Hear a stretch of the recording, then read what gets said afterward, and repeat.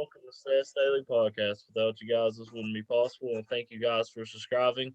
We're blessed enough to have an interview all the way from the UK. Russ Kellett, how are you doing tonight, sir? Hi there, Seth. Yeah, okay, thanks. Yourself? I'm doing great, man, and definitely excited to have you on. And I know you have a lot of stories to tell. You got a lot of books out there, and yeah, man, definitely excited for this one.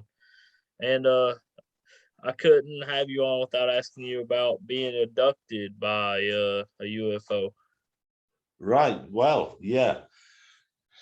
Well, the story's in there. Right, yeah.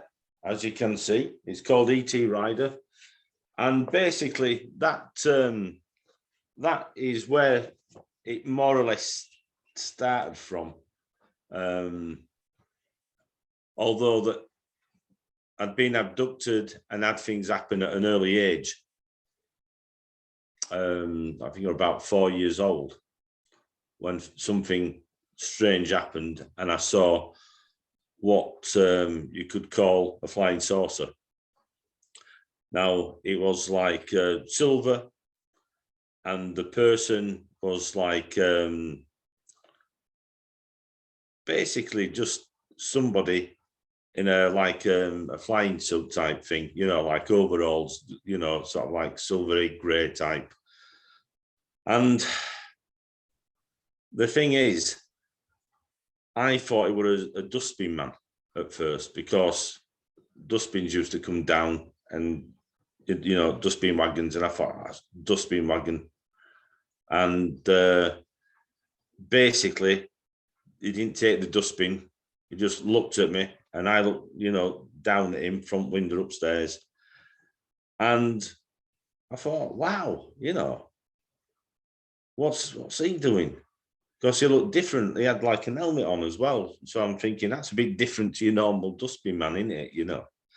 And then he seemed to walk back, and then he went behind the actual silver object. And I couldn't really see because I'm trying to look at this, sort of like and get a good view.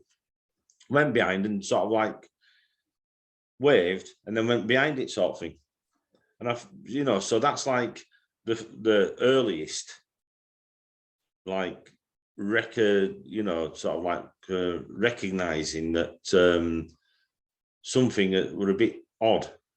Now this thing, basically, I looked and and I looked up. I mean, there are big windows to start off with, so I mean the craft must have been big, and it seemed to just, and it were up and gone. So I'm looking really up into the sky, and there were no there. You know what I mean? So that was like the first sort of like strange thing at a very, like I said, about 4-year old. But then, sort of like things were happening. I mean, you used to hear noises in the house a lot. Used to hear noises a lot, and it were a real strange thing.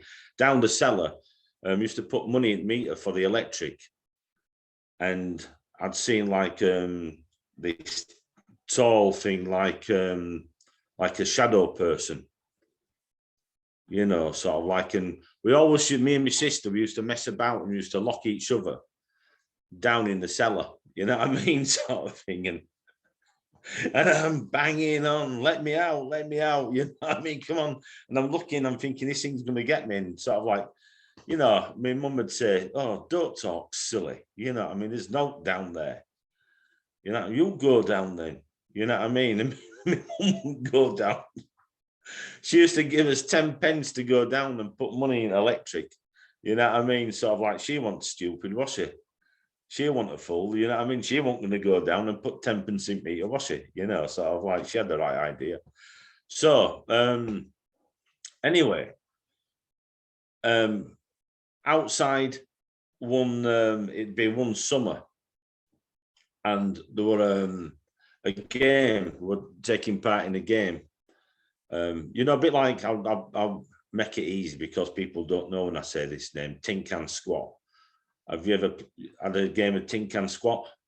No, sir. No, I didn't think you would somehow. Even over here, kids have never heard of it today. You know what I mean? It's a bit like hide and seek. Yeah. And basically playing hide and seek with all my friends and what have you down the street, because I used to live down a back street, you know. Like one row of houses at one side, one at other, and he had a back street, you know, sort of like where dustbins had come up and what have you, and you could play down there and what have you. And I'd been caught. I wasn't at first to get caught, as usual. And I was sat, I went back and sort of like, I was looking up, and this UFO came across. And I'm looking up at this UFO, and it's like white, and it's red, but in segments, you know, like an orange. If you have up, there's those segments. And the thing is, it was very similar to that effect, what you would have on an orange, if you know the segments, white, red, all the way, you know, it looked like it went all the way around. Now, we'd seen something similar before, like a balloon, but this wasn't a balloon. You know, this was like it was like fully round. It wasn't teardrop. You know, there were no basket underneath. You know, it was so close, and it was big, and it moved off. And it went behind these houses, and there were a snicket, and I'm shouting, "Look at this UFO, look at this." And no, don't look. He's trying to kid us. He wants us to get caught, you know what I mean? But one by one, everybody's head popped up, and we're playing this game of hide and seek, and we're looking at it. And everybody run up where you basically touch this to get relieved and then start the game again. So, you know, we're all up at this point where I'd been caught and I'd been sat. And then everybody run. And me being chubby little kid, you know, I was always the one behind, you know what I mean? By the time I'd got over the road, everybody'd run, and they were like 3 streets away. I was just over the road, sort of thing. And by the time I'd got there, it'd gone behind the cloud. We came back and we were talking about it. And one of the lads said, "Oh, we're gonna have to call it something. We have to, you know, this day or something where we've seen it." And I said, "Why not call it Nail Point?" Because where I'd been sat, there was a nail sticking out of like the tarmac, right? Yeah, because there'd been like a garage there years ago, and somehow there was this big 6-inch nail sticking out. So I said, "Let's call it Nail Point." So we always call that area where we'd seen that UFO Nail Point, right? Now, years later, I had a shop, and I'd opened the shop. It was like militaria, army surplus, stuff like that, you know. And this guy walks in, and I looked. And it was my old friend from the street, you know, like where we used to live. And the first thing he said to me, "All right, Russ," he says, "remember Nail Point?" You bet I do. You know, the first thing it comes out of his mouth, I hadn't seen him. He'd just come out of the army, right? Yeah. I hadn't seen him for, 15 years or so. First thing he says, "Do you remember Nail Point?" Now, that must have had some effect on him as well as myself, you know, for him to remember that and to want to give it a name, you know. So that, again, that is like when I was fairly young, you know, we'd be in his teens, you know, sort of like, I remember, you know, like later on, you know, we're all getting older and moving away and what have you. And I had a motorbike. So I used to go trail bike riding sometimes. I wasn't very good. I wasn't very good, I must admit, but I'd have a go, and I used to get out up way and what have you.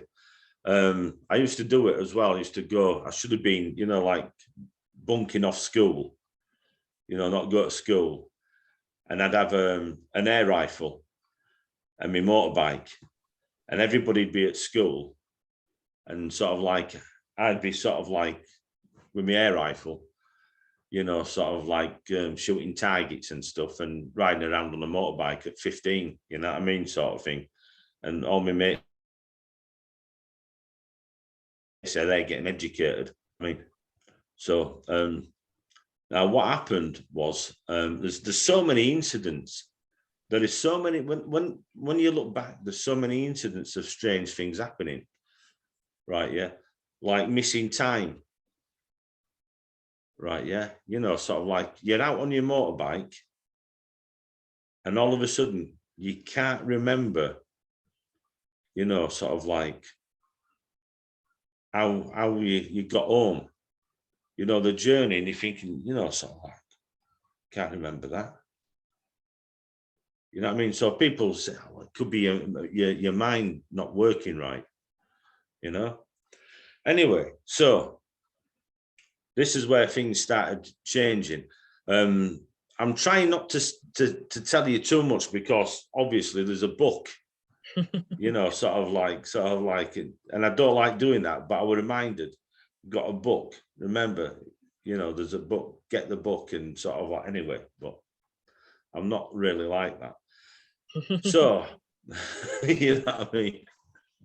But yeah, It man, sounds like bad. you were saying, that usually happens with abductions, is missing of time. Like people will be gone for like 1 or 2 hours, and they're like, what the heck happened, man?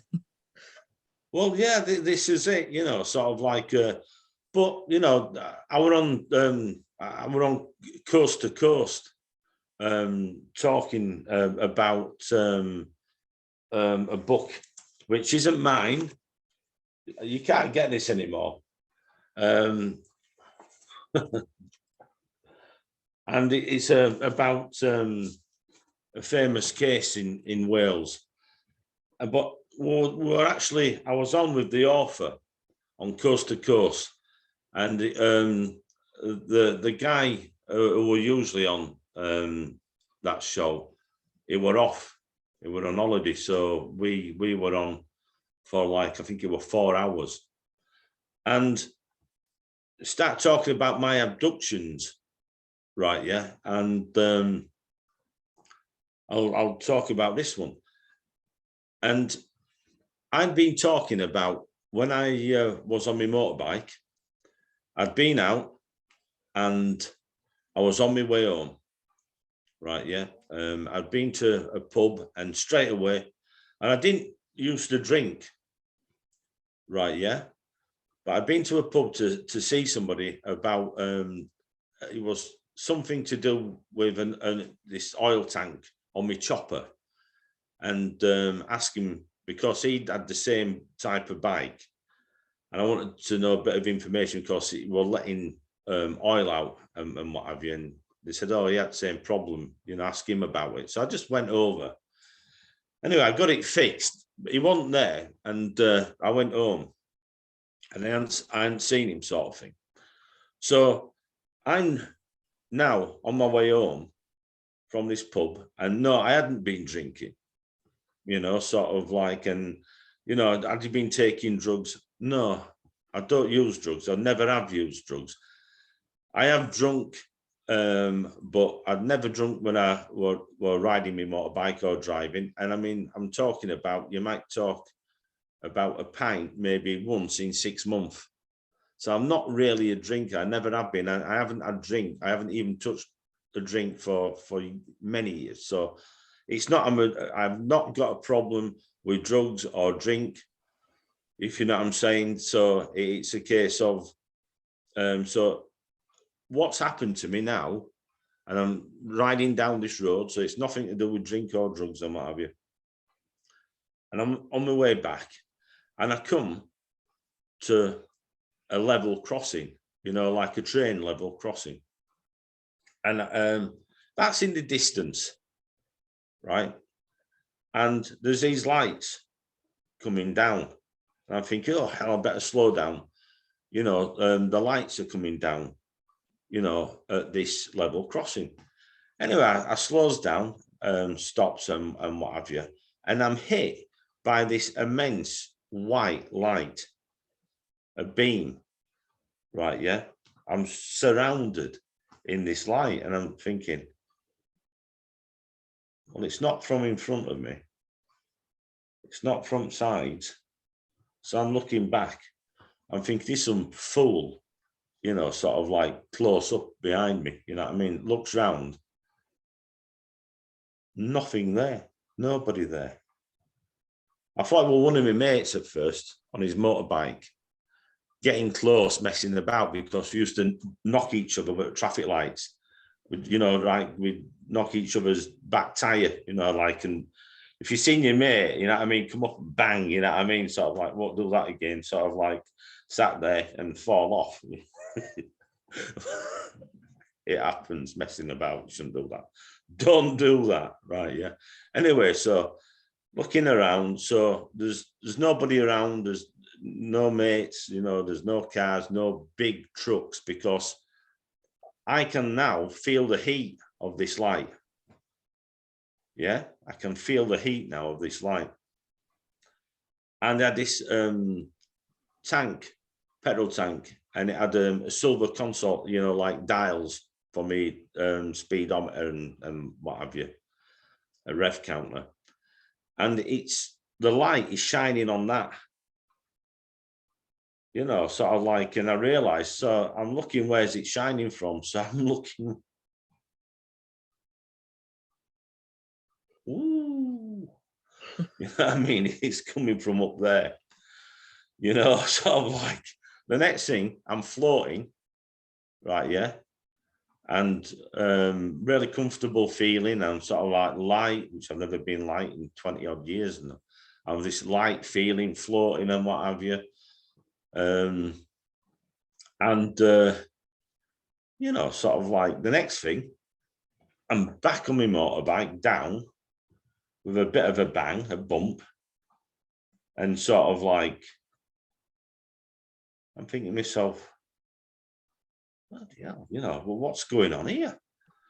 You know, sort of like, so now the light has stopped, it's like not there anymore, and I'm sat and I'm sort of like looking around, and these lights are going up, and I'm thinking, oh, train must have gone past. And I'm thinking, train, I've seen these lights, I'm thinking, I can't remember a train going past.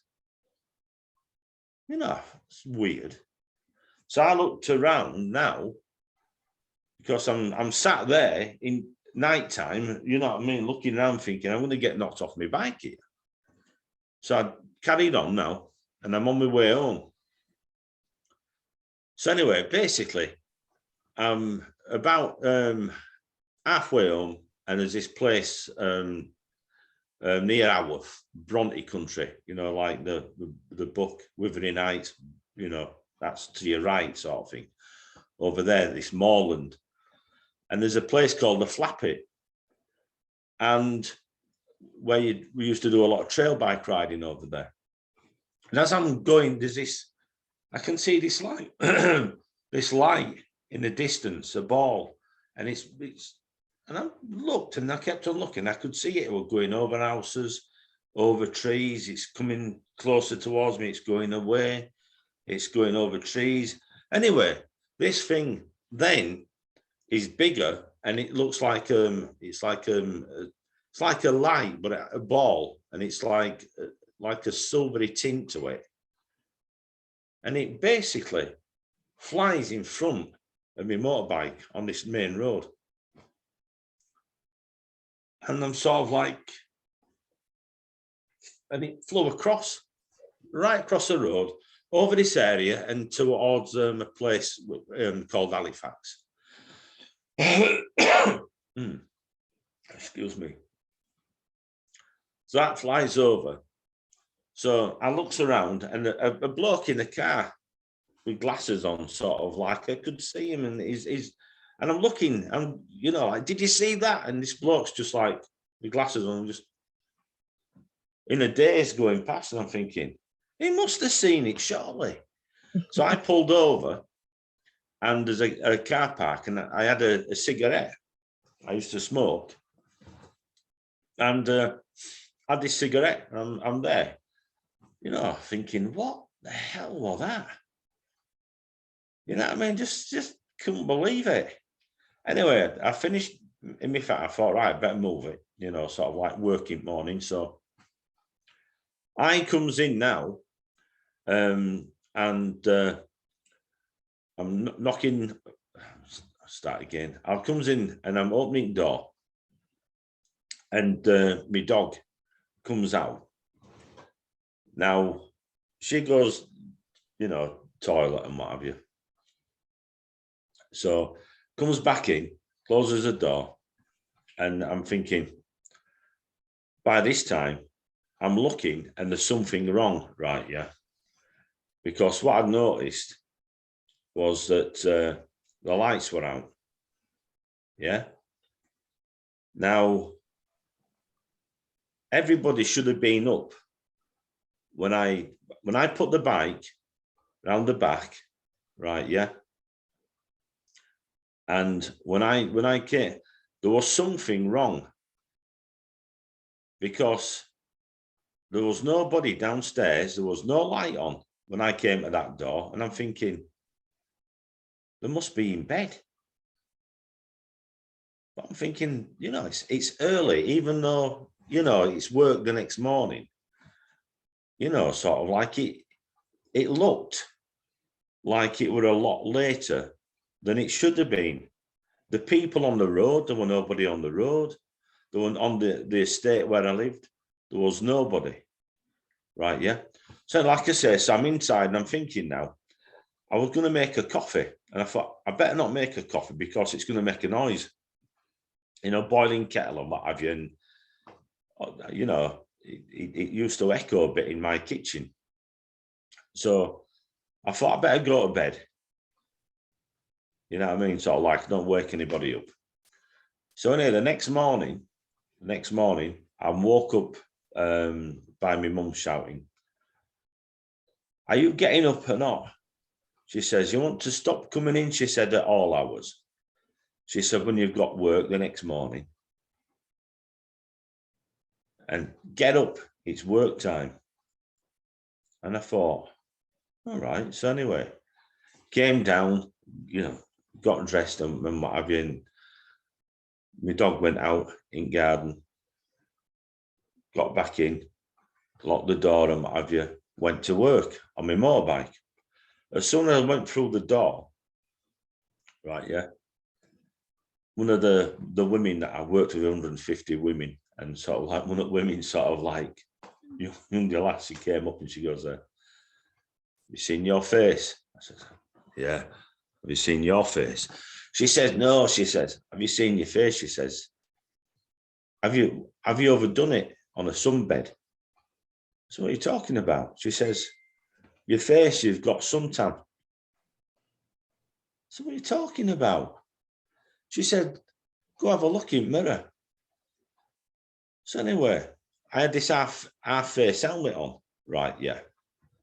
Now I'd taken my half face helmet off,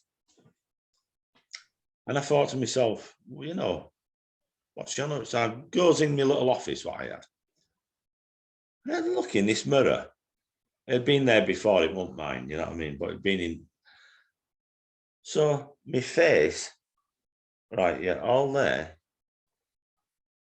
right, yeah, is like sunburnt, more there. And it, sort of like you could see where more or less my helmet had been. And back in my hands and my neck, back of my neck, red. You know what I mean? And it did look like I'd been on a sunbed. You know what I mean? Now, where did that come from? So it was like, when I got home, yeah, sort of like people would, my mum, my dad, my sister, so I'm like, "What you been doing?" And I said, nothing. Well, how did you get that? You know, and all of a sudden, the next day, I became really ill. Like I had a fever, like I had a flu, sore throat, all my skin were all, cracking and drying, you know what I mean? So like we're red. So I went to doctors and he said, well, I don't know what it is. You know what I mean? It's not like sunburn, but yeah, it looks like it, but it's not, you know what I mean? So that was a very strange thing that happened, and becoming ill afterwards, and so I had to, and basically from that moment, I became ill. So I wasn't the same. I wasn't the same. I used to do a lot of training. I used to go out. I used to go target shooting and what have you. I used to do a lot of things. I used to do a lot of training, physical training and what have you. And, from that moment, things just went down. I couldn't even be bothered going shooting and what have you, sort of like, couldn't be bothered training, you know what I mean? In a lot of pain, tired, it's like sleeping, you know what I mean? So that is how it started. Wow, man. You hear a lot of stories of people getting sick after they been abducted and stuff. Well, I have something now. Called ME, myalgia encephalitis, and I've had that since I was diagnosed a year later with that. There's all sorts of different names that they're trying to put onto it now.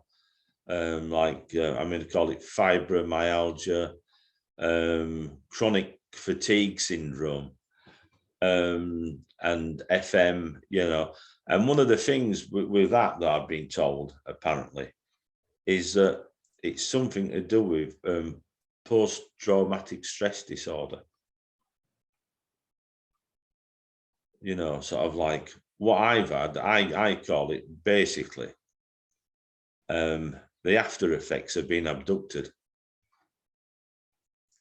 The after effects, time travel and being teleported.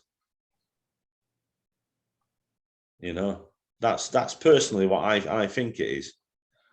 Because then things now start getting stranger, right? Yeah, as if that ain't strange enough. What happens then? So I'm on my motorbike and what have you, and I come to this. I'm coming around this sort of like bend a bit, you could say. I was going pretty. I'm trying to not incriminate myself here. I'm going fast round the bend, but I wasn't speeding because I wouldn't do anything. Heaven forbid I wouldn't do anything like that. So I'm going around the bend pretty fast, right? Yeah. I'm thinking, I better slow down here. Bang! All of a sudden, right? Yeah. There's this tunnel, right? Yeah, in the road. Now I'm thinking to myself, don't remember this tunnel here. You think it's a black hole? It's a bit like that. Wow. Here's one I prepared earlier. Wow. Sorry. Yeah. So you anyway, think it was like a black hole? Yeah. It were a black hole. You couldn't really see anything inside it. Sometimes it changed because it happened more than once. Sometimes it changed. Sometimes they were like you could see more of like an edge round the circular part at the top. Sometimes the inside did look like it was lit, but it's a different type of light. it was more of a diffuse light rather than a bright light shining outwards. You know, like sometimes like you see, I've seen this with UFOs and craft in the sky where there's no beam, but there's a light, but the light isn't emanating around. It's just like diffused. You know what I mean? It's not a penetrating light anyway. So the next thing, I'm in this room and I'm looking and I'm sat in this chair now, like a dentist chair. And there's all sorts going on. And I can feel that I've got any clothes on, what's going on here? You know, sort of like, and then go back and there's these figures around me. And they're changed over the years, I noticed, but very tall figures, you know, sort of like 10 foot tall. And I'm looking at them and I'm not, what, you know, and you don't want, you know, something's there, but you don't really want to look. You know what I mean? Sort of thing. You know what I mean? So I have this injection in back of my neck. Just a bit, I can feel it. I can tell you where it is because I can actually feel it's just a little bit to the right, middle. So it's there, right? Yeah. And what happens is this tube comes down, and the got me back now. This chair is like, it's funny because it turns into like some kind of bed sort of thing, a bit like this recliner really. And there's this tube being put down my throat, and this helmet then is over my head, and I am panicking. I am panicking, right? And then basically something happens and I'm like elevated. Yeah. And sort of like it's weird experience. So it's like this helmet's off. And you know, it is really, really bizarre. You know, you can, now that's all I remembered of that part of things. But then the same thing happens. It's like it starts happening more or less every time I'm going out on my motorbike. You know what I mean? The same thing more or less happens. Then it stops and it changes. I remember going out, I'd got a scooter. I'd got a scooter later on. And it happened a lot on my scooter. And one time I was going down, and it was the same road, more or less. And I put my brakes on because I'd seen this, you know, tunnel again. And I was that scared. I put my brakes on so hard, it snapped the cable. It snapped my front cable. The nipple, you know, like it just went bang, it popped and what have you. Wow. And I still ended up inside this room. You know what I mean? The same thing's happening again. You know what I mean? I'm thinking, oh no. You know, back, tube down my throat, this helmet comes on. You see the color of the not people but aliens, so maybe. I'll tell you exactly what they were. They were 10 foot tall. They were like humanish, right? Yeah, but big. They were all bald, right? Yeah, but they had this face. Yeah, I tell you what they looked like, a bit gone. They looked a bit gone. You know what I mean? As if they had no blood. And the other thing, remember the film, the first Dracula film, Nosferatu? Have you ever seen it? Black and white film, Nosferatu. Mm-mm. Tall, bald, with like pointed ears, really piercing eyes, gaunt looking, teeth. Apart from the similar mouth and jaw, sort of like they looked like I called them. I remember calling them monsters. Seriously, I'm not joking. I was scared. I'd say so, man. Definitely would be a it'd be a moment where you got to check yourself and say, "Did I poop on myself?" Yeah, well, let me put it this way. Yeah, sort of like it. If anybody's ever been in anything had happened like that to them, yeah, I know exactly what you're saying. Sort of like there is a saying over here where sort of like you might lose control of your bowel movement.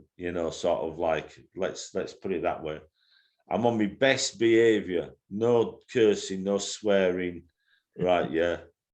So yeah, but yeah, so it's a case of so all this. I mean, this has happened from when I had a trail bike, right? Yeah, when I've had scooters, when I've had another trail bike, and when I've had a chopper. It's happened no matter whether I've been on a scooter, a trail bike, or a bigger motorbike. You know what I mean? A chopper. The same thing has happened where I'd been. It's always more or less been where I'd gone down this tunnel, and so now what's happened is I'll go to the other part of it now, where I'm being taken. I'm in this room, right? Yeah. Always go through a tunnel first. Most of the time, there has been occasions when things have happened later on, but now what I'm remembering everything, right? Yeah. So I'm in this room, right? Yeah. And so what happens is the room changes, and I'm walking, and we it's like there's these things, how can I put it? Like conveyors. So you step on a conveyor, takes you to this room, and I know the people in the room, right? Yeah, and it's like like when you've been bulleted, you're in a unit in the army, and you're with the rest of your unit, and the people in the room. There's like these strange like things like beds. You know what I mean? There's like these seats, and it's like, what happens next is we're then in this line, and this thing comes forward, and you sort of like have this stuff coming down on you, and you can feel it. It's like getting a shower without a shower, right? Yeah, and then like this hot stuff, like air's been blown all over you, and what have you, and the sort of like room seems to move, and I'm talking about massively, you know what I mean, with all the people in, and there's this thing on this wall, because now that this thing's come forward, and there's like a sluice, I call it, and it comes down, right? Yeah, and there's these tubes, and we drink from these tubes, and then what's happened is the sluice comes down, and then we're being sick into this sluice, and what have you, and then and then we're drinking, and then sort of like being sick, and then basically again, sort of like there's this effect, like we've you know, sort of like it's a really strange effect. And it sluice goes up and what have you, and this thing moves out of the way up. Right, yeah. And then there's like these like locker type things. And inside is a uniform we put on. And this uniform, it's like a lace curtain. It's like very light and what have you, white. You put it on, and as soon as you put it on, you can feel it tightening up. And basically, it's there, and there's two knobs on this, and you turn the top, and the top one, the suit now, it's a suit, and it's gone through all these different colours. Right, yeah, this suit goes through all these different colours when you turn this dial. And I remember it was like white, it started off, then it goes to yellow, green, dark green, you know, blue, dark blue, and then black sort of thing. So I'm wearing this suit now, which really feels good. The suit makes you feel it's a feeling of like invincible. Right, yeah. There's an helmet inside, what you've got to put on first. Right, yeah. And then there's this rifle.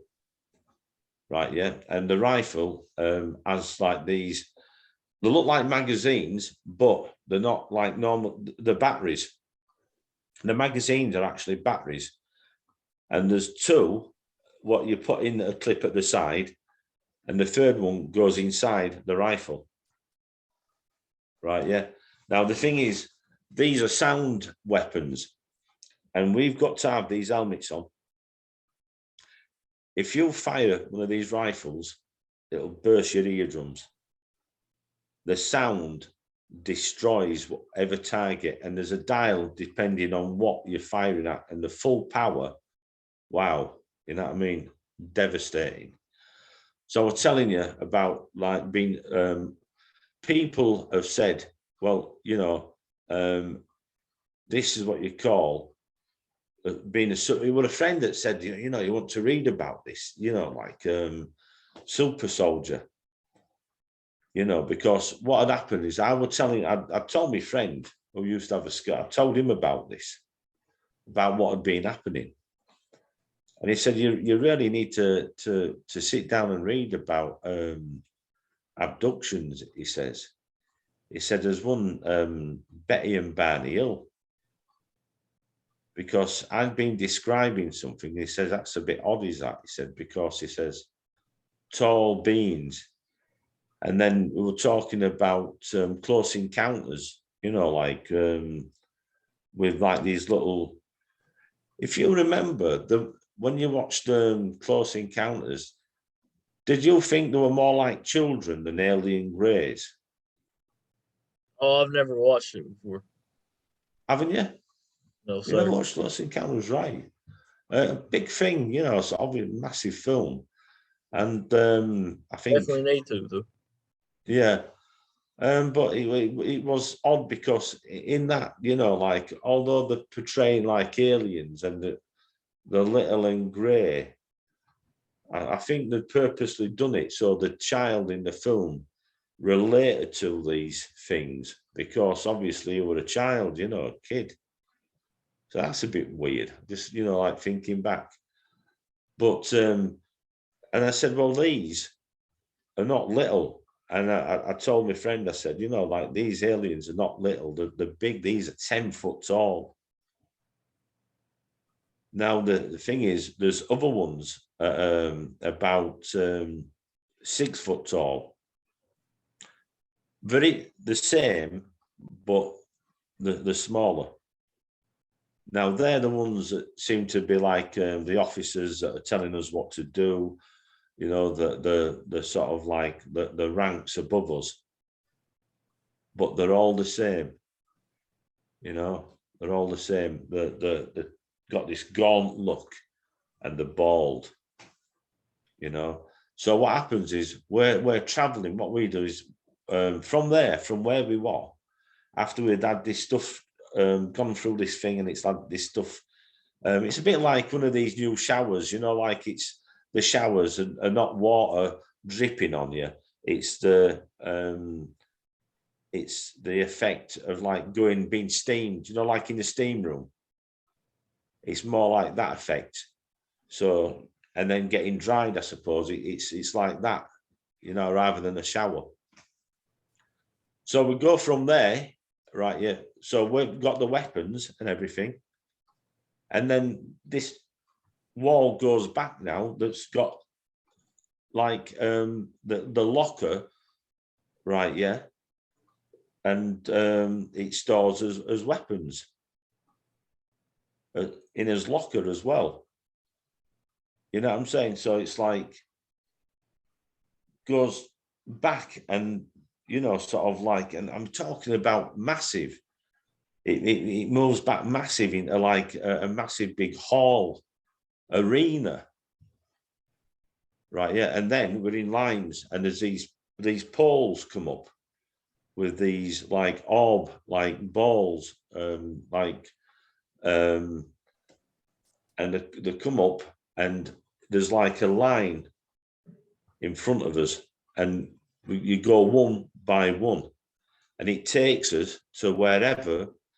And we've got these helmets on, right? Yeah. And the helmets, it tells you all the information in front of you, right? On the visor inside. Right, yeah. There's headphones, so we've got communications. Right, yeah. And so it tells us all the information in front of us, but we're actually told as well.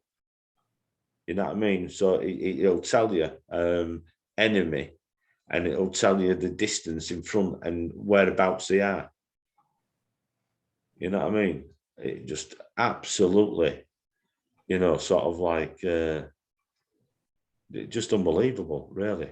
And I'm thinking about it. You know what I mean? Wow. So this is what happens. We go, we're taken, and it's like there's these. I won't say too much. You see what I'm trying to do? Not ruin it for anybody who's bought the book and haven't finished. If you see what I mean, what I'm trying to do is I'm trying not to say too much and spoil it for people that's bought the book and haven't read it yet or whatever. So when we get to now, we're on the mission, right? Yeah. And there's a leader in front of us, the unit leader.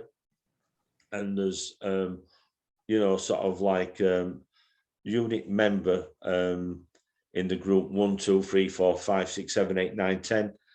And you don't have any more than 10 in a unit, right? Yeah. And basically that's your unit. And then there's other units, right? Yeah. So it's like we're sent out now, and we arrive, and basically it tells you the enemy, and there's always, when we've been there, right? Yeah. The aliens at the side of us, the officers and what have you. And we know exactly, because it tells us as enemy, it shows us what they're like and what have you. And so then it comes up, and then it says they're allies. It tells us if the humans, and then species, so all this information comes up, and it tells us whose enemy it is. And a lot of the time it sees like this dragon race, and more or less some of them look human.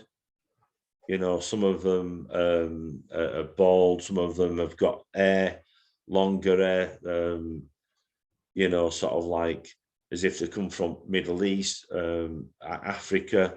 There's all types, there's all different types of these aliens, and the actual people that are fighting alongside them. So I'm presuming the same things happened to them has happened to us, that these other aliens, what we're fighting, have abducted people, and they're fighting for them.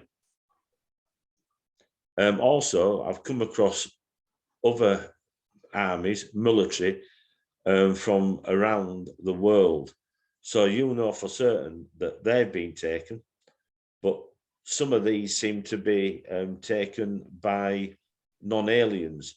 Now, these are like what they call MILAB?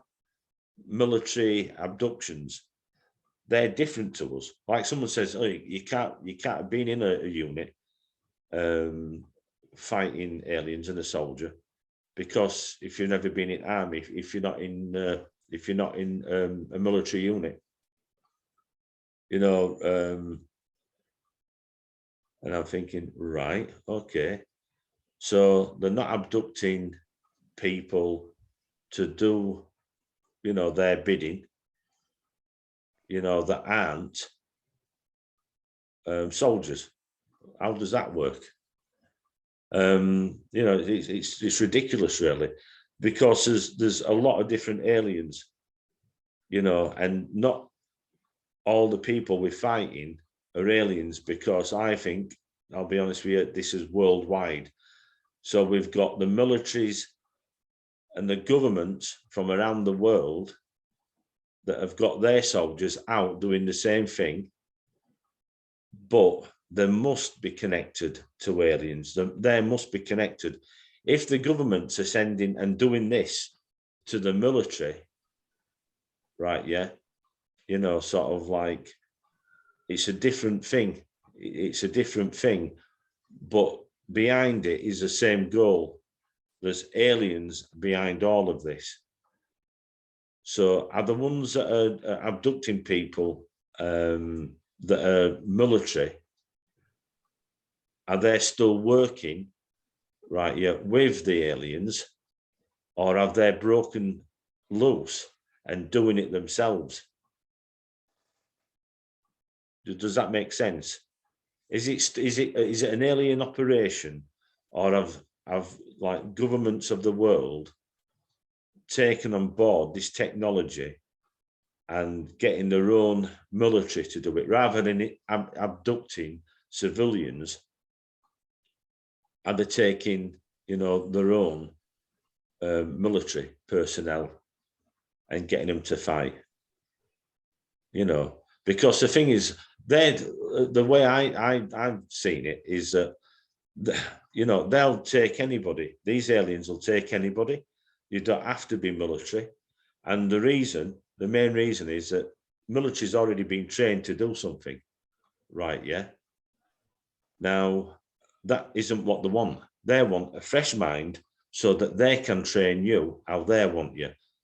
And you don't know if somebody's been trained, you don't know whether they've been programmed, right, yeah, to not do at some point as what they've been told.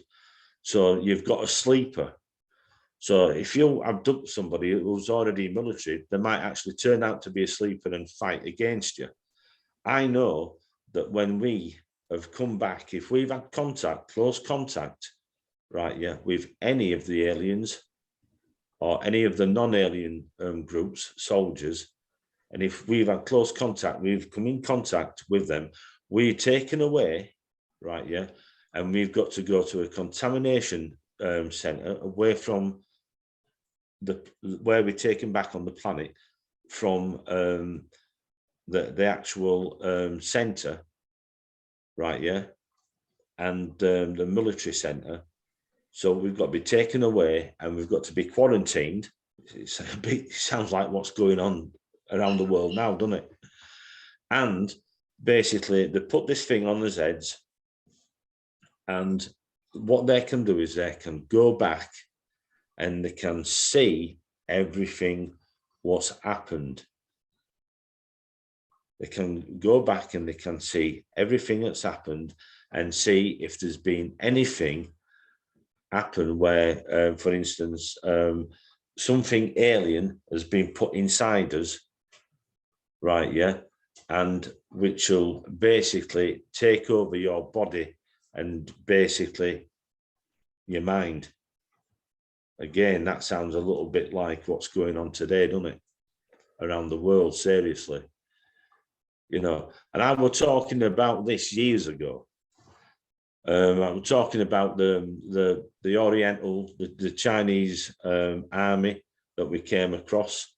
So there was fighting alongside the tall blue aliens, right? Yeah, and they have got unbelievable technology. And I told on I think it was on one of the Revolution Radio shows about 3 years ago, before all this started. I said, you've got to be careful here, because there's a group out there.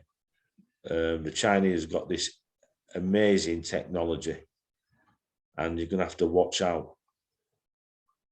I told them about a civil war, what was coming all around. I said a civil war all around the world. And all around the world, what have we got now? Does it look like, everybody's saying it looks like a civil war? What's going on, really? You're getting people dragged away, sort of like because they're not conforming, they're not wearing masks, they dare speak out against what's going on. So you've got police, right, yeah, grabbing hold of elderly people, right, yeah, because they're not wearing masks. They're going, kicking in church doors and saying you can't pray together. And you've got, sort of like other people in their religious places, sort of like being told you cannot pray, but mostly Christian for some reason. What next? We're told about having a passport. 1939, isn't it? Germany. Unless you've got a passport, you can't go out of your area, your city. You can't go out of your country. Sort of like, so, we've already seen people are saying, like it's like a civil war. The countries are all over, all over the world. You've got the same thing happening. You've got people, sort of like being carted off and told you've got to wear this, you've got to wear that, you've got to be injected and what have you. Everything I said, this is more like a civil war. You've got buildings with barricades all around them. You've got buildings, sort of like you've got offices of where the so-called politicians are working from. Barricaded, you know what I mean? Sort of like, White House, I've been told White House is barricaded. I don't know.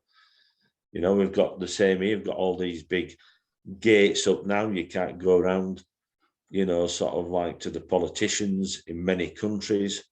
You know what I mean? Now they're looking after the politicians. Sort of like you can't even talk to a politician. Sort of like just in case there's a threat. Well, why is there a threat? All this is what I said 3 years ago. Like big problems coming, and within 3 months we were in something called a lockdown or a fire break. You know what I mean?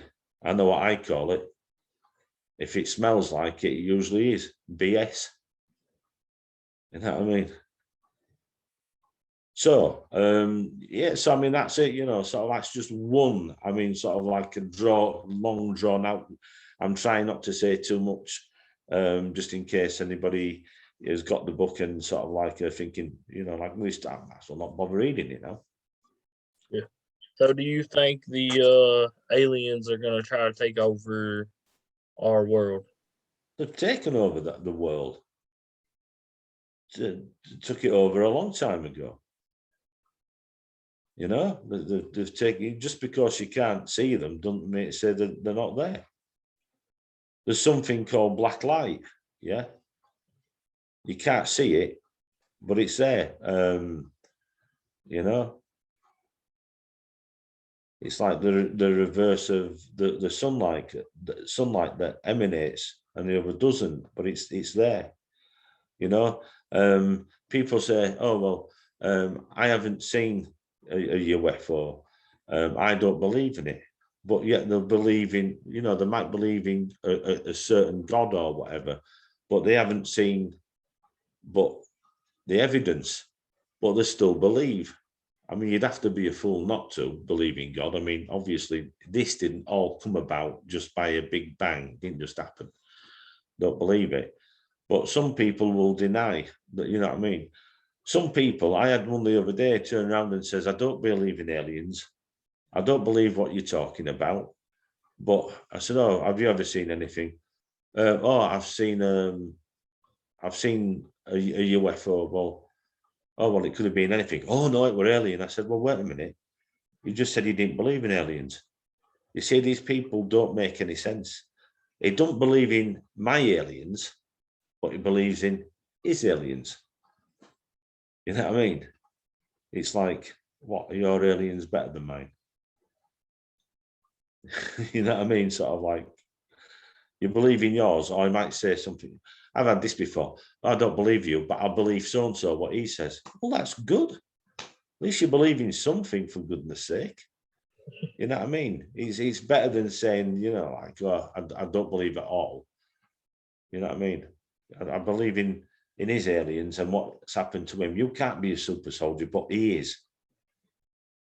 Well, there's nothing really good about it, to be honest, because I didn't ask for it. You know what I mean? I didn't ask for this. And I was talking in 1999 and what have you, 2000, I was talking about this aliens with guns. And I was told by an editor of a magazine, oh, we can't put that in the magazine.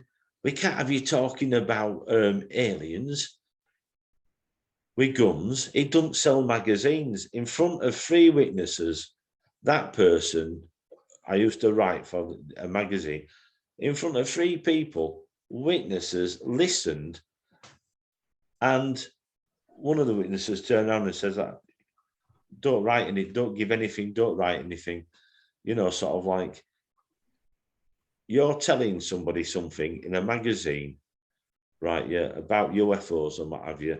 You're telling them your story, your version of what's happened to you, and it doesn't sell magazines. Well, the thing is, it's the truth. So if the truth doesn't sell magazines, now everybody's talking about aliens with guns.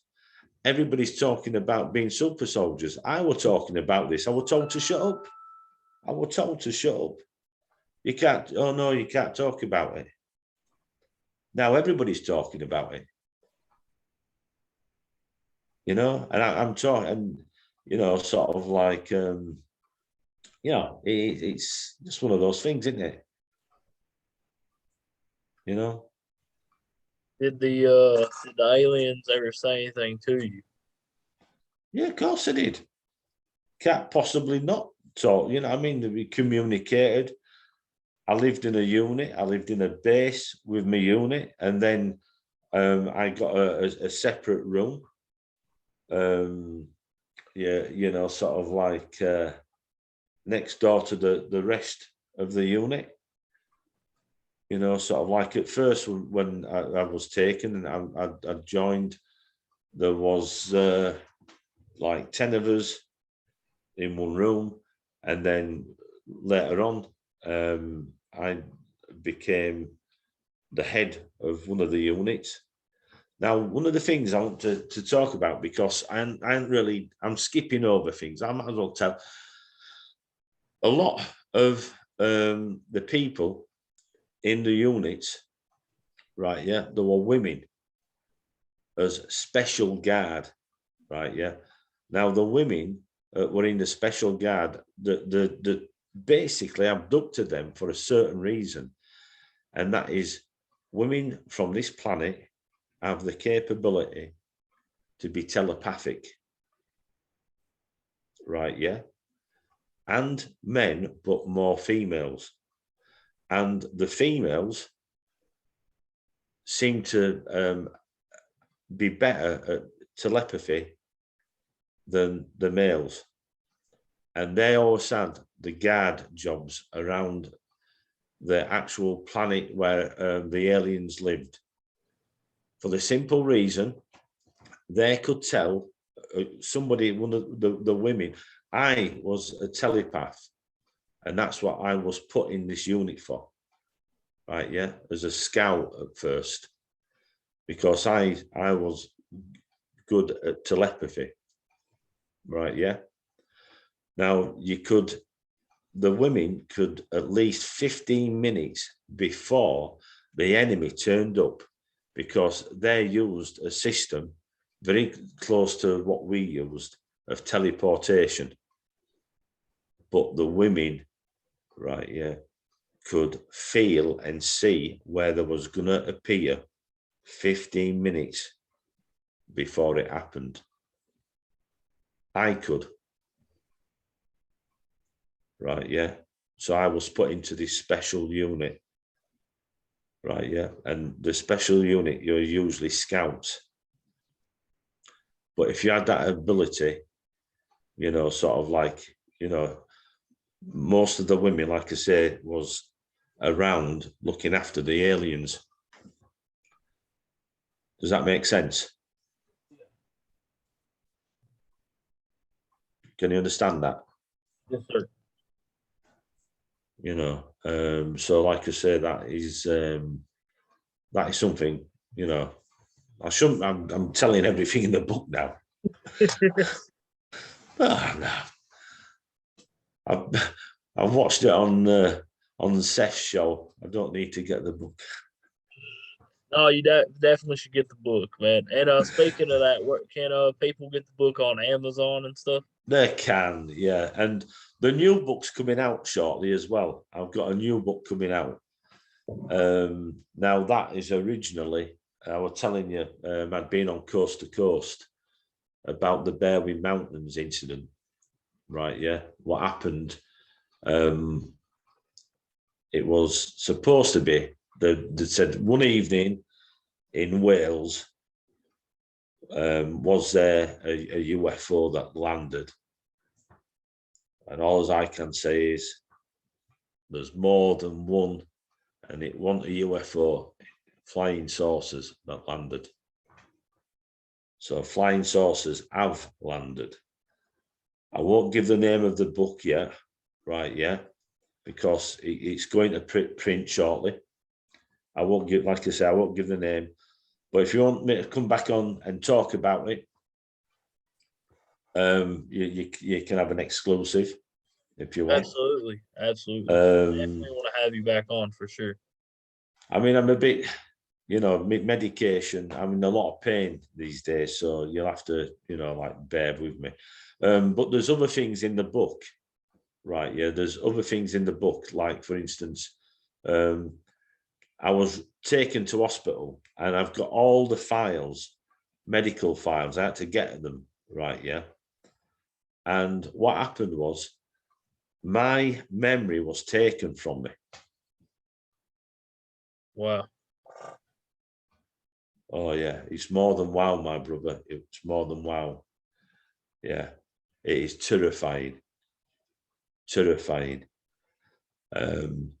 How it came about, it was just a normal day, but I ended up, funnily enough, in an isolation ward in hospital. Right, yeah. And they didn't think I was gonna live. Right, yeah. And I had my memory taken from me. Now, the funny thing is, and this is very, very strange, right? Yeah. Some parts of my medical history have gone missing, right? On my medical notes, for some unknown reason, right? Yeah. The doctor has wrote down Mr. Kellett has an interest in UFOs.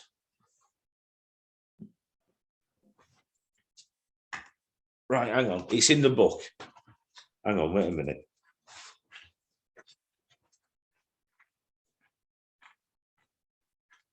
And some of the aliens. Oh, yeah. Just bear with us a minute. Hang on. Right, hang on. That, right, yeah, it says there, Mr. Kellett has an interest in UFOs. That's why, yeah, would a doctor put I had an history in UFOs? For what purpose? What purpose would that serve? To put down, I have an interest in UFOs. Who sees those records? Is there somebody somewhere that sees the records? Right, yeah. And that is, when it says that, it's a key word for them to know that I'm an abductee.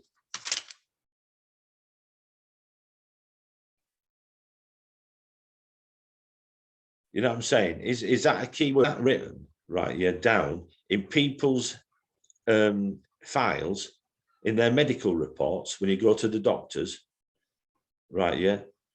If you've been abducted and you're talking about the subject and they think that you've been abducted, is that it? Is that what they do? Do they put it down? Mr. Kellett is interested in the UFO subject. What possible connection has that? Well, you know what the connection is, don't you? We all know what the connection is. You know, aliens and abductions, and that's a big connection. So, you know, sort of like, I do think I'm becoming a boring old fart with a bad memory. But, you know, this is it, you know, sort of like, you know, this is what's happened. You know, sort of like there's been many different alien races that we've come across. You know, I've been injured. I've met people. I've seen people. Yeah, I've even spoken. You know, obviously. You see, what you've got to remember, right, is when I've been taken away for an hour, half an hour, 2 hours, because this is one of the things that, you know, we're taken away for half an hour, and 2 hours. Right, yeah. Those are like years. So I'm taken away for like the equivalent of a year, 5 year. You know what I mean? 10 year. So every time I'm going back and coming.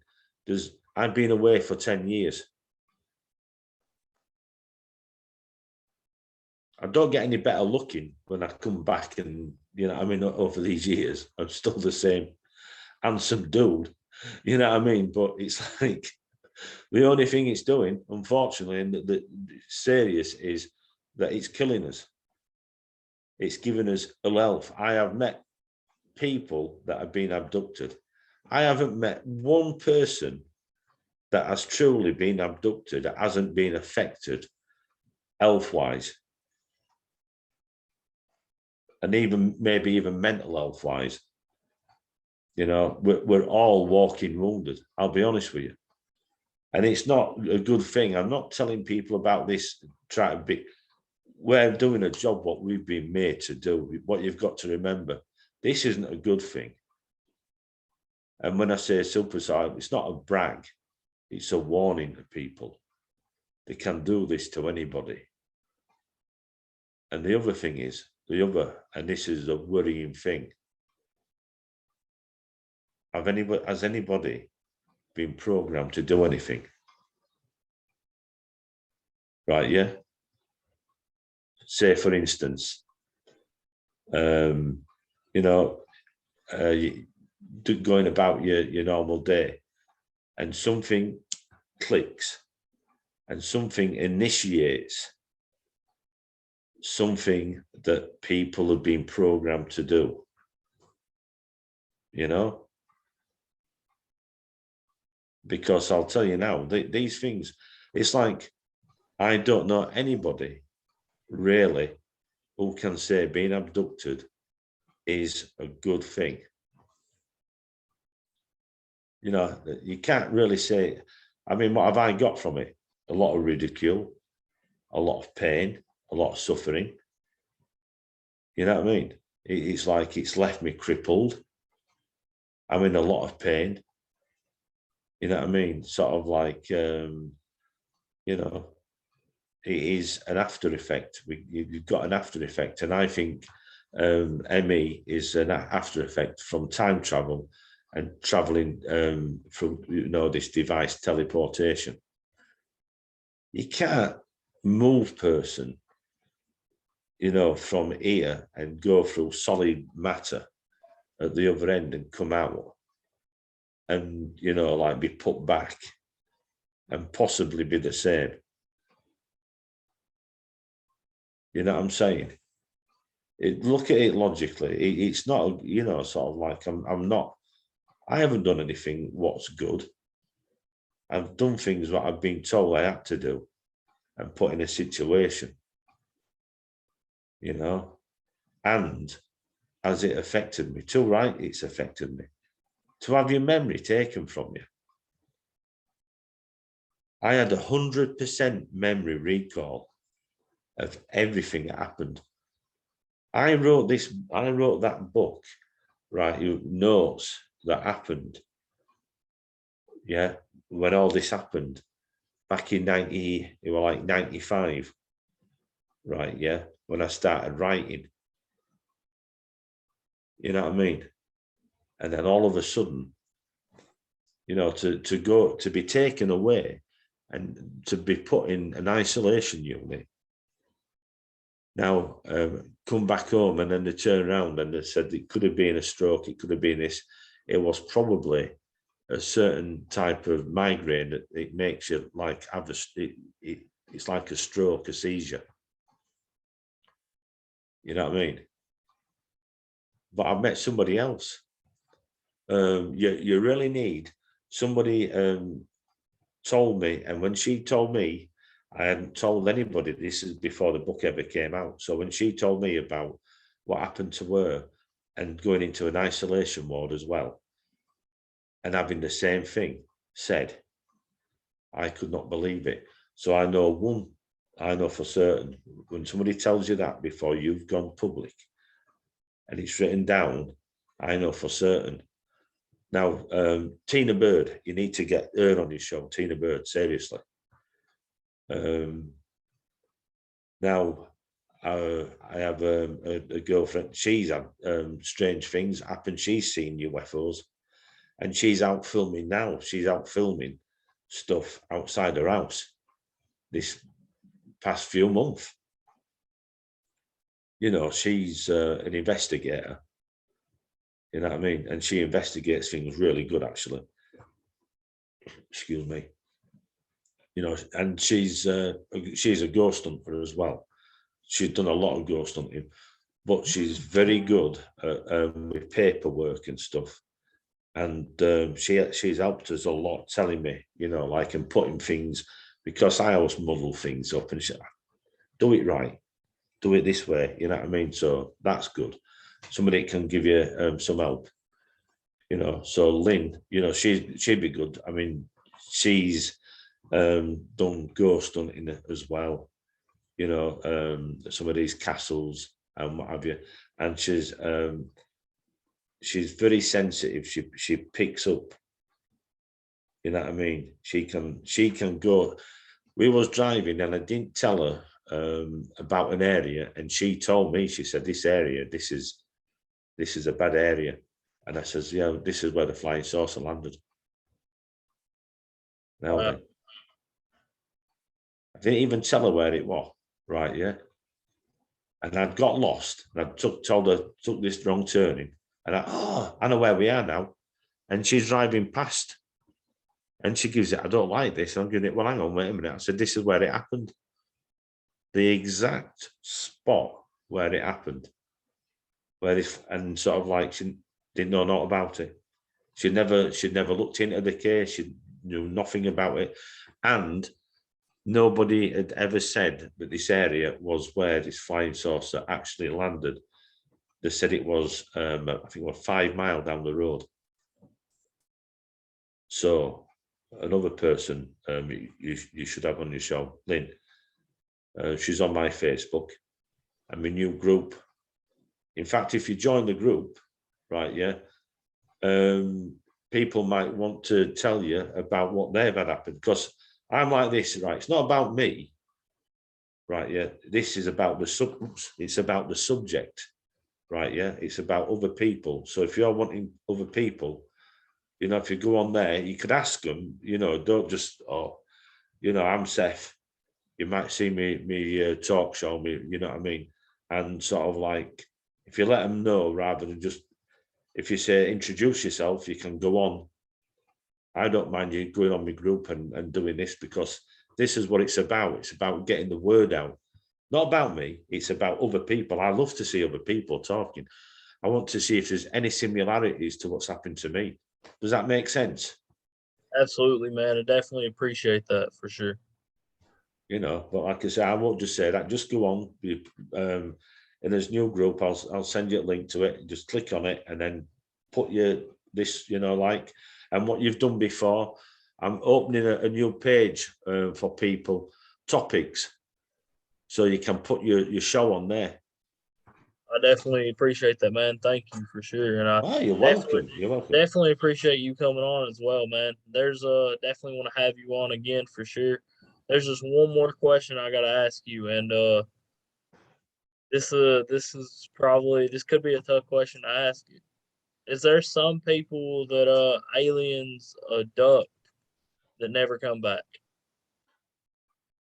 Yeah, of course. Yeah, millions. And the reason why I ask that is because there's a story from my area of a woman up in the air screaming, saying, help me," and she's never been seen since. Right.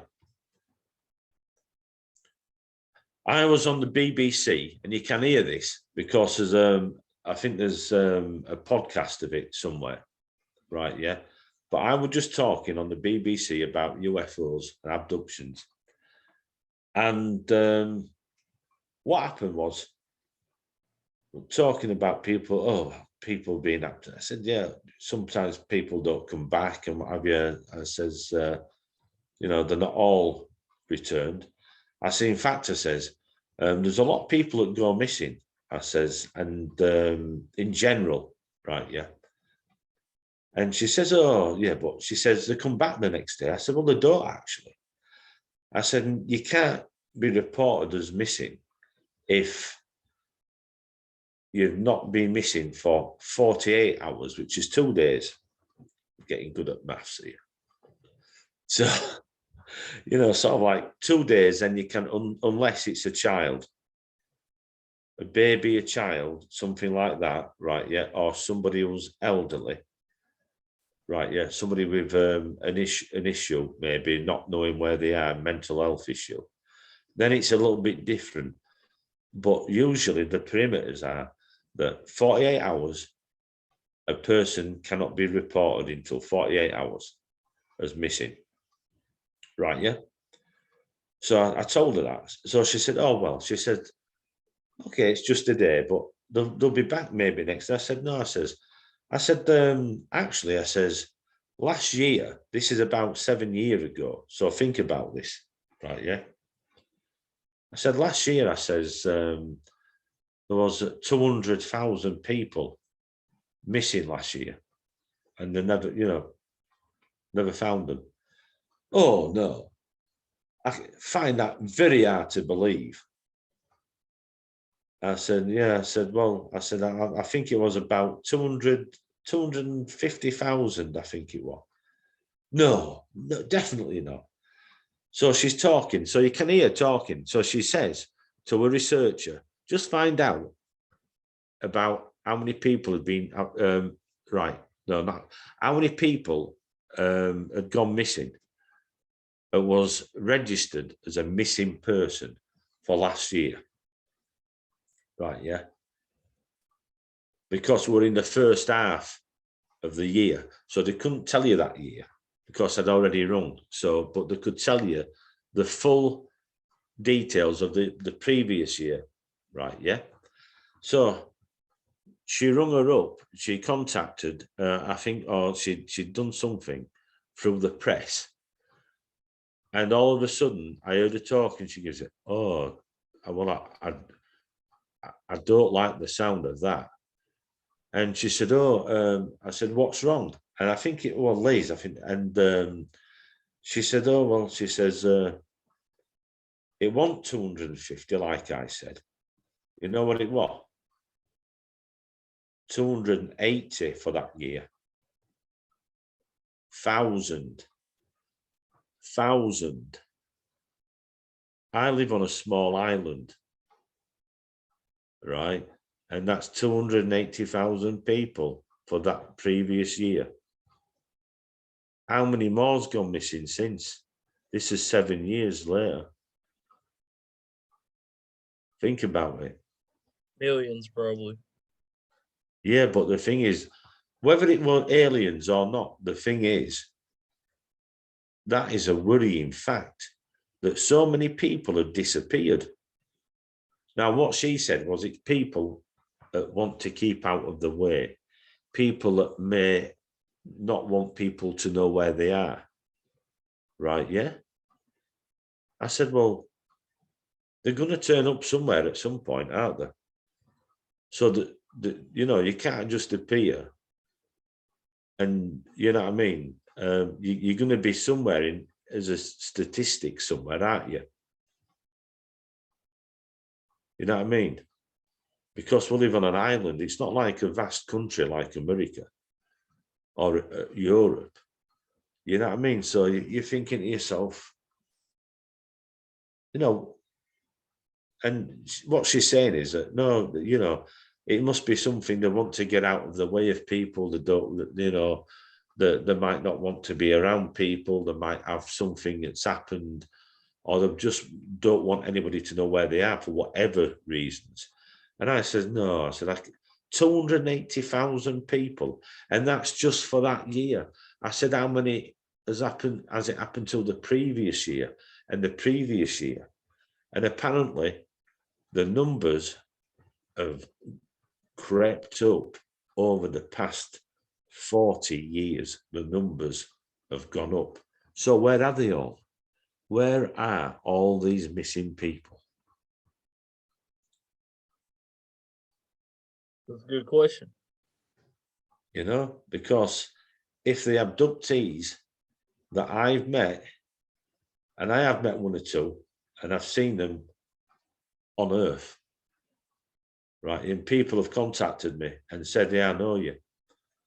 Right, yeah, I've met you when I've been abducted. Right, yeah. Now, the thing is, if the rest of them, because I've met a lot, remember, it's years when we're taken, we're there years. So that means that, we've met all these people. We're in the army, for goodness sake. At one time, yeah, there were thousands of us fighting. Right, yeah, a battle where there was thousands of us. Right, yeah. So all those people, right, yeah, must have come from somewhere. And I'm always wanting to find my brothers and sisters that are out there. You know what I mean? So, but the thing is, on Earth right now, yeah, in my country, just the same as your country, there's millions of people. Have a look at the statistics of how many people. You can't do it from the year that you're talking about. So look for last year, the year before, and I bet you'll be surprised at the figures, the numbers. So it's just a thought, Seth. You know what I mean? It's just a thought. But I'll leave that to you. Have a look at that and see what you think. Absolutely, man. And we definitely are gonna have you back on for sure. And Yeah, man. It's been an honor interviewing you, and I want to thank Russ Kellett for being on. I want to thank you guys for subscribing. Y'all have a good night, and God bless.